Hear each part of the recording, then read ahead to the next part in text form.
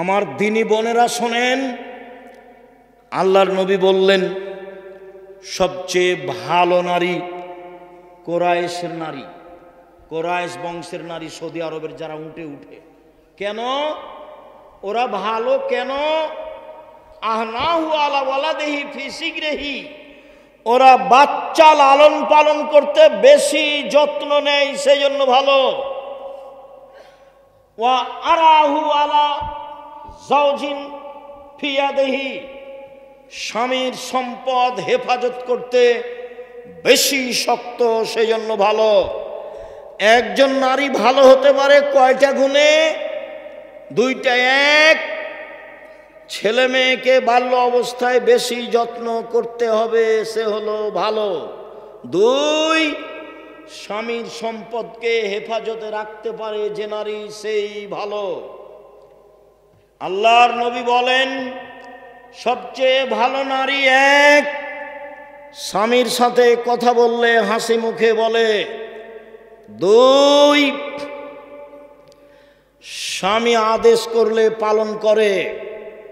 তিন, স্বামী বাড়িতে না থাকলে নিজেকে হেফাজতে রাখে, মোবাইলে কারোর সাথে গল্প করে না, নিজের স্বামীর সম্পদ হেফাজতে রাখে, কারো হাতে তুলে দেয় না।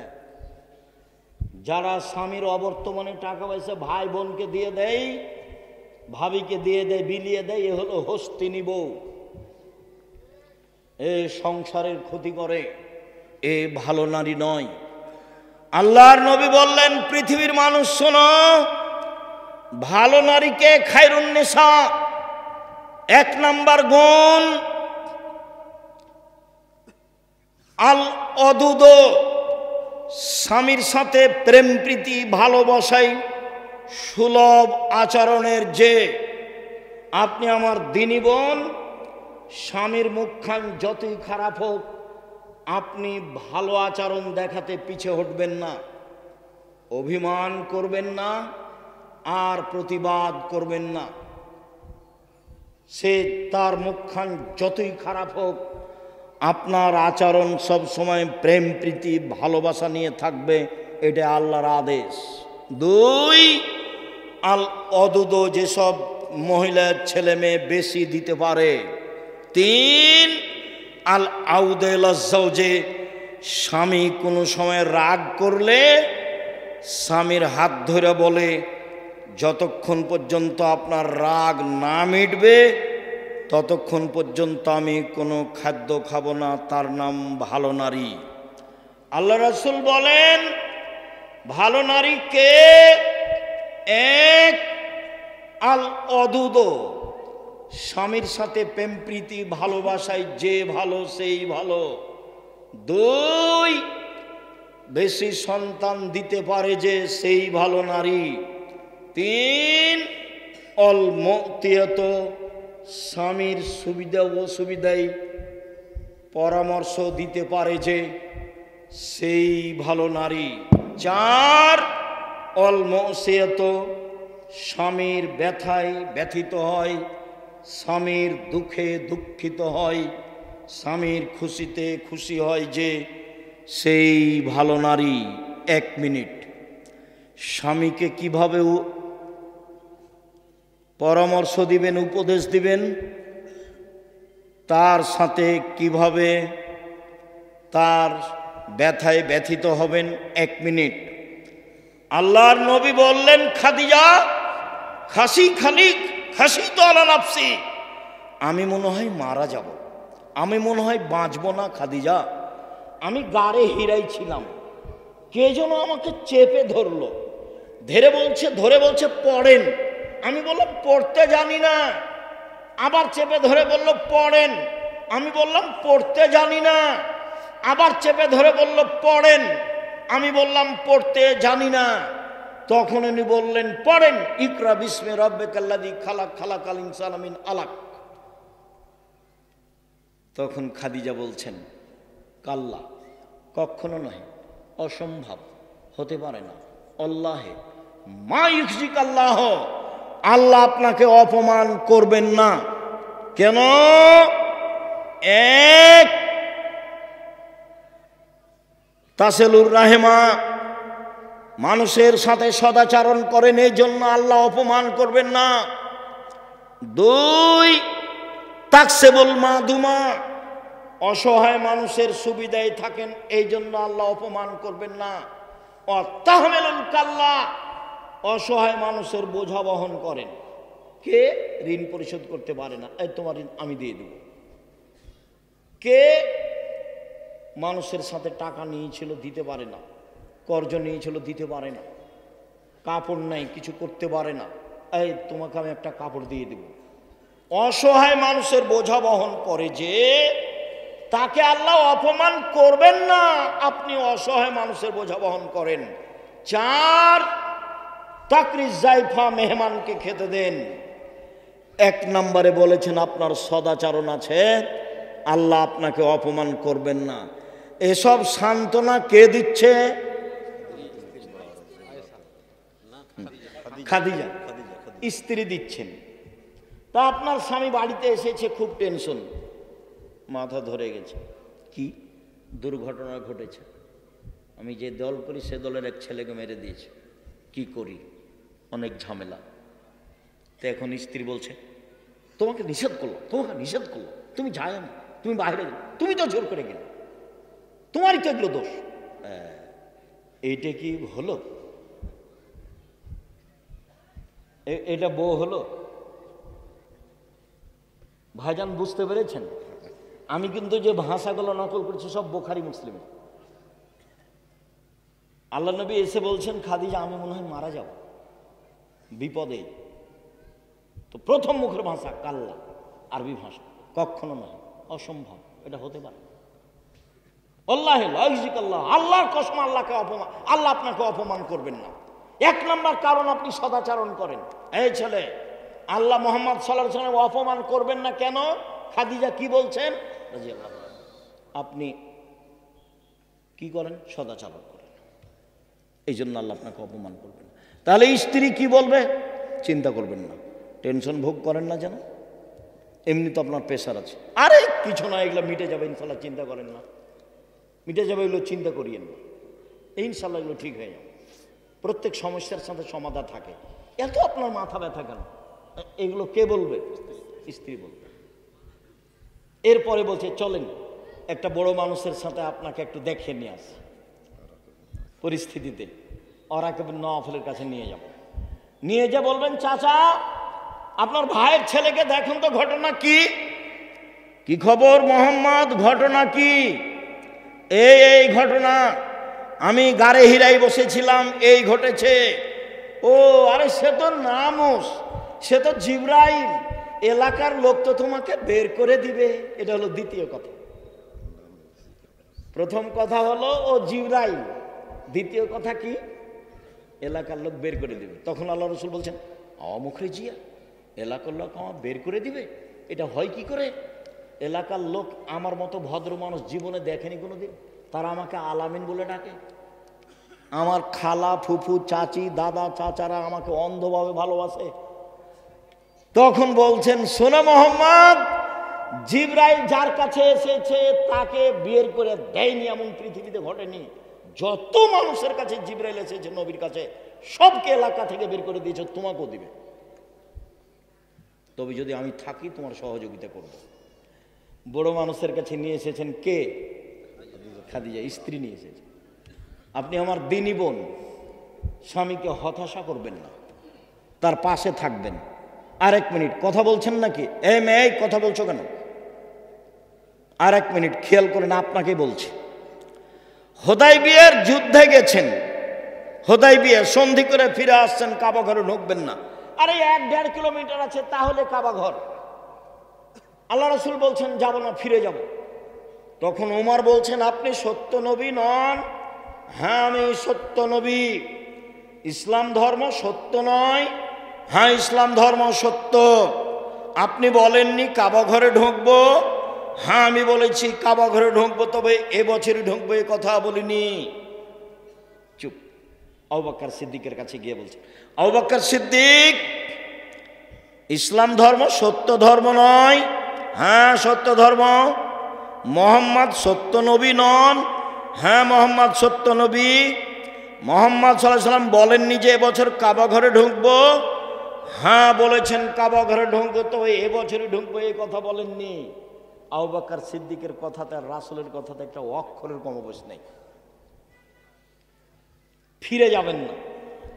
তখন বলছেন সাহাবীরা, শোনো, গরু জবাই করে দাও, ভিতরে যাব না, মাথা নেড়ে করে দাও।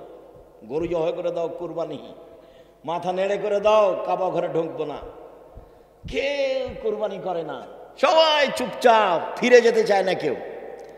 তখন আল্লাহ রসুল বলছেন, উম্মে সালমা, কি করা যায় দেখো তো, খুব বড় বিপদ, কেউ যে কুরবানি করে না, সবাইকে যে কুরবানি করতে বলছি, কেউ যে যায় না।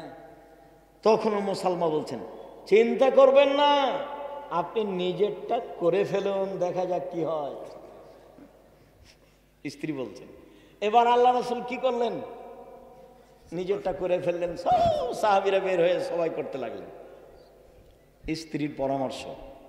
সম্মানিত দিনী বোন, আপনার জন্য জান্নাতের সব দরজা খোলা। 1, 5 ওয়াক্ত সালাত।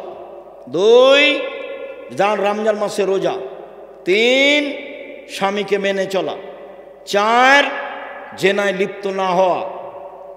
1, 5 ওয়াক্ত সালাত নির্ধারিত সময়ে। পায়ের পাতা দেখা গেলে কোনো সমস্যা নেই। শাড়ি পরে পেটিকোট ছায়া পরে সালাত আদায় কোনো সমস্যা নেই। বুবু যা বলেছে তা ভুল বলেছে। গলা যদি দেখা যায় তাতে সমস্যা নেই। শাড়ি পরে সালাত আদায় করুন, কোনো সমস্যা নেই। শুনুন, 1, 5 ওয়াক্ত সালাত। 2, রমজান মাসের সিয়াম রোজা। 3, স্বামীকে মেনে চলা, তিতা লাগলেও মিঠা লাগলেও। 4, জেনায় লিপ্ত না হওয়া। আব্দুর রাজ্জাক সাহেব, দুঃখিত, এখন কান্নাকাটি করি, জেনা একদিন ঘটেছে, চিন্তা করবেন না। আল্লাহর নবী বলছেন, পৃথিবীর মানুষ শোনো, কেউ যদি জেনা বন্ধ করতে পারে, আল্লাহ তাকে যে কোনো বিপদ থেকে বাঁচিয়ে দেবে। মনে পড়ে তোমার বুখারী মুসলিমের হাদিস, ওই যে 3 জন হাঁটছিল, বৃষ্টি আসলো, গর্তের মধ্যে ঢুকে গেল, পাহাড় এসে পাথর এসে মুখের উপরে পড়লো। একজন বলল, বাপ মাকে ভালোবাসি, পাথর সরিয়ে দেন। আল্লাহ বললেন, ঠিক আছে, দিলাম একটু। একজন বলল, একটা লোককে কাজে নিয়েছিলাম, অর্ধেক দিন কাজ করে চলে গেল, টাকা দিলাম, নিল না। অনেক দিন পরে এসে বলছে টাকা দেন, অর্ধেক দিনের টাকা দেন। তা আমি বললাম, এই যাও, গরু ছাগল নিয়ে যাও। আমাকে বলছে, মজাক করবেন না। এই যাও, মজাক করিনি, সব নিয়ে যাও। সব দিয়ে দিয়েছি, ভালো কাজ করেছি, পাথরটা সরিয়ে দেন। ঠিক আছে, দিলাম। আর একজন বলছে, চাচাতো বোনের সাথে জেনা করতে চেয়েছিলাম, আমি গরিব মানুষ, আমার বোন ভেবেছিল আমি 200 স্বর্ণ মুদ্রা জমা করতে পারবো না।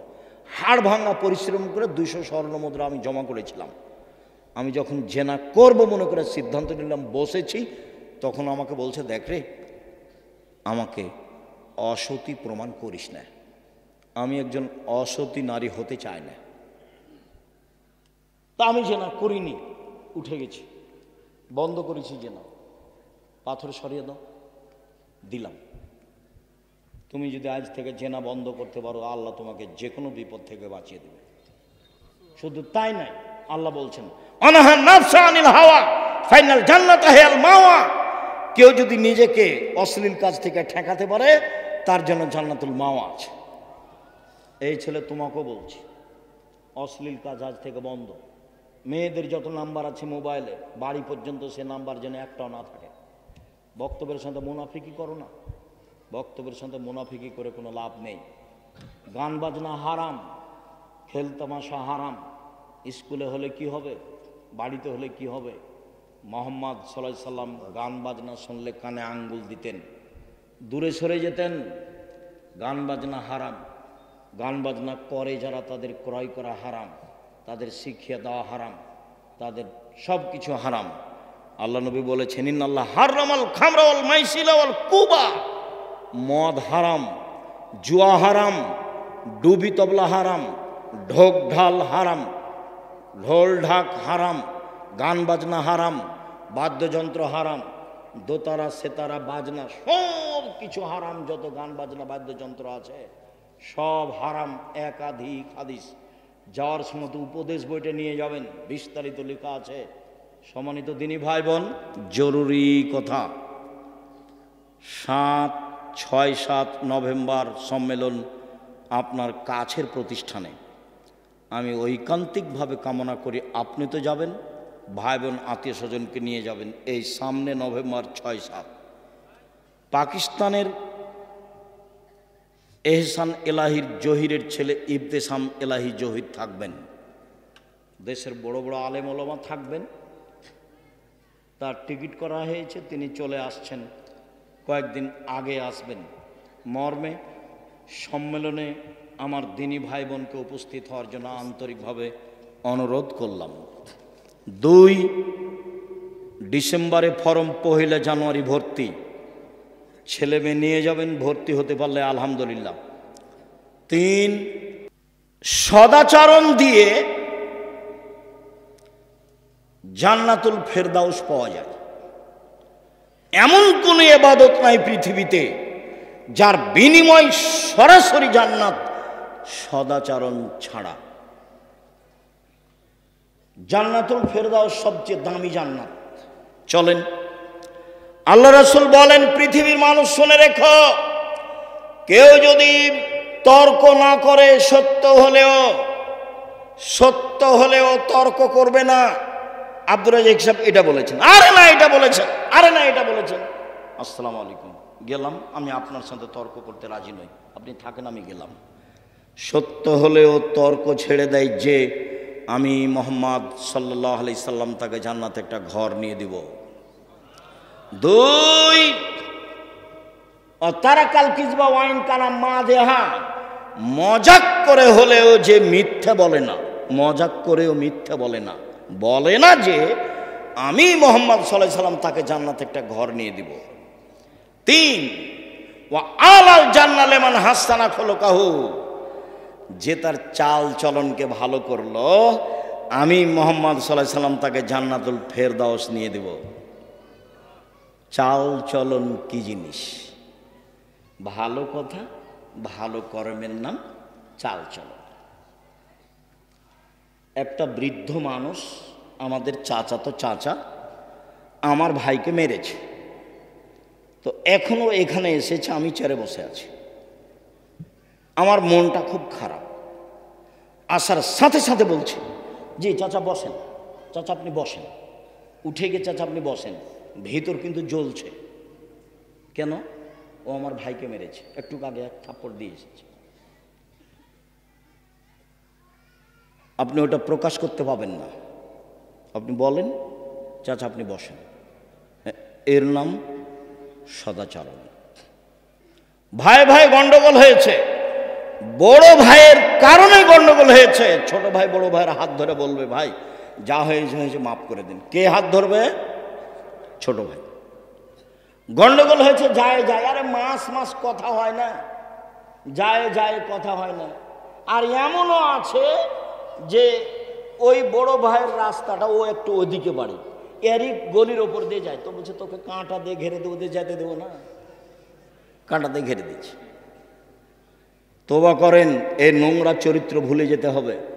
প্রতিশোধ নিয়ে একদিন বাঁচতে রাজি নয়, একদিন বাঁচতে রাজি নয়। আমাকে বলছে দেবীনগরের চেয়ারম্যান, ও বেঞ্চের শেষে বসতো ছাত্র জীবন, ওকে আমি দেখতে পাচ্ছি। তো বলছে, আব্দুর রাজ্জাক তোমাদের গ্রামে যে রাস্তা হবে, তো তোমাদের ব্যাপারে একটু কথা ছিল রাস্তাটা। তো আমি বলছি যে এক কাজ করবেন, আমাদের জমির সামনে যখন আসবে তখন রাস্তাটা জমির ভিতরে নিয়ে চলে যাবে, আবার এইভাবে নিয়ে আসবে, কোনো সমস্যা নেই। কেউ কেউ যদি বলে তাহলে ভুল হবে, আমরা বলবো না। আর যদি মনে করেন যে কারো কথাই করব, তো এন্তাজ মেম্বার যেটা বলবে সেটা করিয়ে নেন। নইলে আমাদের জমির সামনে যখন রাস্তা আসবে তখন আমাদের জমির ভিতরে চলে যাব, এইভাবে আবার ঘুরে আসবে। আমার কথা বুঝতে পারছেন না? কেউ কিছু বলবে না, তাহলে আপনারা আসবেন না? না, ওইরকম বৈঠকে আমরা যাই না। প্রতিশোধ নিয়ে হিংসা করে দলাদলি করে লাভ হবে না। আপনাকে দলমুক্ত হতেই হবে, সংগঠন মুক্ত হতেই হবে, একবারে জেহেন খালি রাখতে হবে ফ্রি। তাছাড়া আপনি একজনকে ভালোবাসবেন, একজনকে খারাপ বাসবেন, টিকতে পারবেন না। এখানে যারা বসবাস করছি দলীয়ভাবে একজন আর একজনকে কত খারাপ বাসি। এদিকে দেখেন, 1 মিনিট, 2টা মেয়ে একসাথে জন্ম নিয়েছে, দেখতে সুন্দরী, তারা মেধাও ভালো, তাদের চাল চলনও ভালো। তো কিছুদিন পরে বড় হয়েছে, তো একজনের বিবাহ হয়েছে এই দলের সাথে, একজনের বিবাহ হয়েছে এই দলের সাথে। তারা এখন আর কথা বলে না,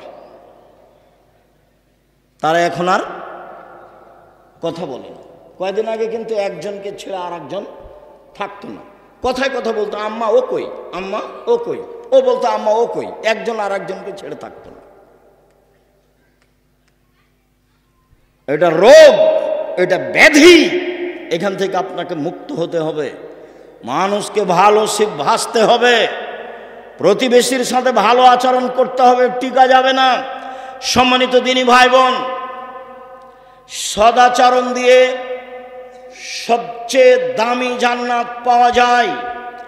আবু মুসা আশআরী রাদিয়াল্লাহু তাআলা আনহু বলেন, রাসূল সাল্লাল্লাহু আলাইহি সাল্লাম বলেছেন, ইন্না ফিল জান্নাতি গোরাফ ইউরা যাহিরুহা মিন বাতিনিহা ওয়া বাতিনুহা মিন যাহিরিহা। জান্নাতে কতগুলি দামি দামি ঘর আছে, উন্নত মানের পদার্থ দিয়ে তৈরি, যার ভিতর থেকে বাহির দেখা যায়, বাহির থেকে ভিতর দেখা যায়। সাহাবীগণ বললেন, আল্লাহর নবী, এত দামি ঘর কে পাবে?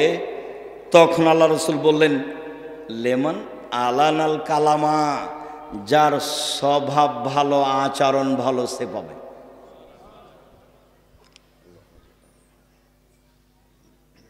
সদাচরণ, সদাচরণ কি জিনিস আবার কি বুঝতে হবে না? বুঝেছি। কোনোদিন প্রতিশোধ নেবেন না, কারো গালি দিবেন না, এই ছেলে তোমাকেই বলছে। পল্লী অঞ্চলে বাড়ি, ক্ষমতা দেখিয়ে, দলীয় দাপট দেখিয়ে বড় হয়েছে। আজকে উঠার সময়তে সব নীতি মাটিতে রেখে দিবা, এভাবে পায়ে ডলে দিয়ে যাবা। জীবনে আর কোনোদিন মানুষের প্রতিশোধ নিব না, জীবনে কোনোদিন কাউকে বড় কথা বলবো না, যা হবে হবে। কারো বিরুদ্ধে মামলা করতে যাব না। সম্মানিত দিনী ভাই বোন, শুনুন, ছেলেরা মনে হয় আপনাদেরকে সহযোগিতা করার জন্য বলছে, তো কথা না বলে ওরা গেলে সম্ভবপর 500 টাকা হোক, 1000 টাকা হোক, 200 টাকা হোক, 50 টাকা হোক, 10 টাকা হোক, আপনার সামনে দিয়ে ওরা যেন ফ্রি এমনিতে চলে না যায়। কেন? আল্লাহ রাসূল বলছেন, আল ইয়াদুল উলিয়া খায়রুম মিনাদিস সুফলা, নেওয়া হাতের চেয়ে দেওয়া হাত ভালো। কোনটা হাত ভালো? দেওয়া, আর নেওয়াটা ভালো না, দেওয়া ভালো। কেউ সামনে আসলে আপনার সামনে থেকে লোকটা ফিরে যাক, এইটা যেন না হয়, এটা মাথায় রাখবেন। সম্মানিত দিনী ভাই বোন, বলছিলাম, একজন সাহাবী আল্লাহ রাসূলকে বলছেন, আল্লাহ রাসূল, মাল খায়রু মাউতি আল ইনসান, মানুষকে যে আল্লাহ নেয়ামত দিয়েছেন, অনুগ্রহ, তার সবচেয়ে উত্তম কোনটা? এই ছেলে, কথা স্মরণ করবা, দাঁড়িয়ে বা উঠে গিয়ে পরিবেশ নষ্ট করবা না। তোমার কিছু কষ্ট হলেও কিছুক্ষণ সময় বসে থাকবা, এমনভাবে বসে থাকবা পাখি যেন মনে করে তুমি পাথর, আমি তোমার জন্য এসেছি। আমার এই কথাটা খুব ভালোভাবে মনে রেখো। সম্মানিত দিনী ভাই বোন, হাত দুটি নিয়ামত কিভাবে বুঝবো? একটা হাত নেই যার, তাকে বলেন কিভাবে পানি খরচ করে, কিভাবে লুঙ্গি পরে, তাহলে তো বুঝবো। পা দুটি নিয়ামত, এটা কিভাবে বুঝবো? এক পা নেই যার, তাকে জিজ্ঞাসা করেন কিভাবে পায়খানা করে, কিভাবে পানি খরচ করে, কিভাবে চলে, তাহলে বুঝতে পারবো পা দুটি নিয়ামত। তো আল্লাহ রাসূলকে জিজ্ঞাসা করা হলো সবচেয়ে দামি নিয়ামত কোনটা? তখন রাসূল সাল্লাল্লাহু আলাইহি ওয়াসাল্লাম উত্তরে বললেন, আল খুলুকুল হাসান, ভালো আচরণ। বুঝাতে পারলাম না মনে হয়। সবচেয়ে বড় নিয়ামত কোনটা? উত্তম চরিত্র, ভালো আচরণ। নওয়াস ইবনে সামান রাদিয়াল্লাহু তাআলা আনহু বলেন, একদা আমি রাসূলকে জিজ্ঞাসা করলাম, আল্লাহ রাসূল, মাল বিরর আল ইসম, বলেন তো একটু পাপ কি জিনিস, নেকি কি জিনিস? এই ছেলে বসো, যারা শুধু মাঠে যাচ্ছে তারাই যাবে, তোমার পাশে যাব, সম্ভব হলে সহযোগিতা করবে, নাহলে চুপ থাকবা। তবে আপনাদের অনুরোধ জানাচ্ছি, অংশগ্রহণ সবাই করবেন, কম হোক আর বেশি হোক। আপনি বঞ্চিত হন এটা আমি চাইনি। বলছিলাম,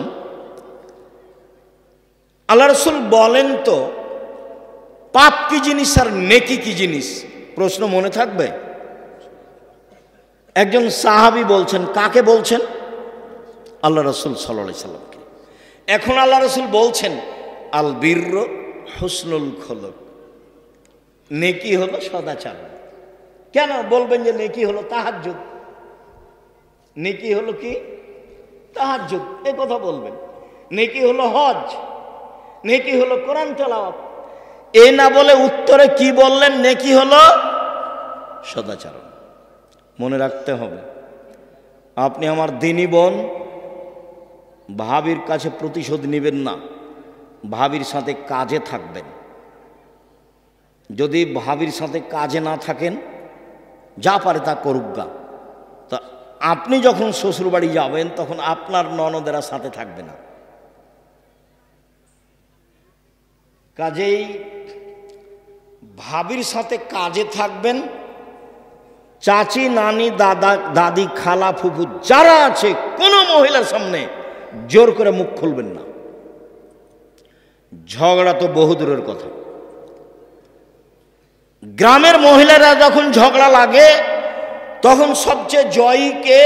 যে সবচেয়ে বেফাস কথা বলতে পারে। যখন ঝগড়া থেমে যায় তখন বলেছি, মনটা ঠান্ডা করে বলেছি। তো এটার ফল কি হয়েছে? এটার ফল ওর সিম গাছটা কি ফিরে এসেছে? সিম গাছটা কেটে দিয়েছে ছাগলে, সেই জন্য ঝগড়া। তো এত কিছু বললো, তারপর কি সিম গাছ ফিরে এসেছে? আসেনি তো। আপনার চাল চলনটা মনে থাকলো, মানুষের কাছে থেকে গেল। দেখছেন হয়তোবা 2002 সালের ঘটনা, জায়গির গ্রামের। কতদিন পরে আমি দিনের মতো আমার মনে আছে, দিনের মতো কিভাবে আমি স্টেজ থেকে নেমেছি, কিভাবে আমি যাচ্ছি, কিভাবে ঢেলগুলো ইটগুলো আসছে, সেটা আমি দেখতে পাচ্ছি।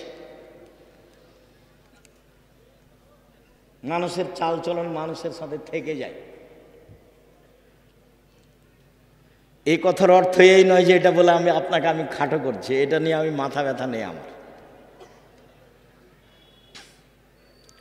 তবে আমি আমার দৃঢ় বিশ্বাস, সেদিনও আমি কোনো ভুল কথার কারণে এই ঘটনা ঘটেছে এটা আমি বলি না। কোনো দিন ভুলের ঊর্ধ্বে নয়, সেটা ভিন্ন কথা। সম্মানিত দিনী ভাই বোন, সদাচরণ এক অবাক আচরণ। একটা দিয়ে দুইটা নেকি হয়, দুইটা বড় বড় নেকি। আয়েশা রাদিয়াল্লাহু তাআলা আনহা বলেন, ইন্নামাল মুমিন ইয়াজদু বিহুসনি খুলুকিহি দারাজাতাস সাইমুল কায়েম। তাহাজ্জুদ পড়লে যত নেকি হয়, সদাচরণে তত নেকি হয়। নিয়মিত নফল রোজা থাকলে যত নেকি হয়, সদাচরণে তত নেকি হয়। এই ছেলে, সদাচরণে কয়টা বড় বড় নেকি হয়? দুইটা, পরে আসছে তিনটা। এক, নিয়মিত তাহাজ্জুদ পড়লে যত নেকি হয়, সদাচরণে তত নেকি হয়। দুই, নিয়মিত নফল সিয়াম রোজা থাকলে। আগামীকাল সিয়াম থাকবেন না, রোজা থাকবেন না? চুপ হয়ে গেলেন যে ভাইজান, চুপ হয়ে গেলেন যে। বৃহস্পতিবার অভ্যাসী হন, অভ্যাসী হন, মরলে শ্বাস বন্ধ, কেউ আপনার সাথ দেবে না। আপনি ভুল বুঝিয়েন না। আল্লাহ নবী বৃহস্পতিবার সোমবার সিয়াম থাকতেন, কেন বলেন তো? রিপোর্টটা সিয়াম অবস্থায় দেখানোর জন্য। দেখো দেখো আমার রিপোর্ট দেখো, আমি সিয়াম আছি, এই নাও রিপোর্ট দেখো। তা আমি আপনি পারি না কেন? আমার দিনী বোনেরা যারা, আপনারাও চেষ্টা করেন বৃহস্পতিবার সোমবার সিয়াম থাকেন, সদাচরণের অধিকারী হন, নিয়মিত তাহাজ্জুদ পড়ে যত নেকি হয়, নিয়মিত নফল সিয়াম রোজা থেকে যত নেকি হয়, দুটা মিলে যত নেকি হয়, মায়ের সাথে, চাচির সাথে, খালা ফুপুর সাথে, প্রতিবেশী মহিলার সাথে ভালো আচরণ করলে তত নেকি হয়। এবার তিনটে, রাসূল সাল্লাল্লাহু আলাইহি সাল্লাম বলেন আস-সাইয়াল আলাইহিল মালাল মাসাকিন, বিধবাদের দৃষ্টি, ভালো দৃষ্টি দিলে, বিধবাদের দেখাশোনা করলে, অসহায় মানুষকে সহযোগিতা করলে, এই ভালো আচরণে একসাথে তিনটা নেকি হয়। এক, কাল মুজাহিদ, জেহাদ করে যত নেকি হয়। দুই, নিয়মিত নফল রোজা থেকে যত নেকি হয়। তিন, নিয়মিত তাহাজ্জুদ পড়ে যত নেকি হয়।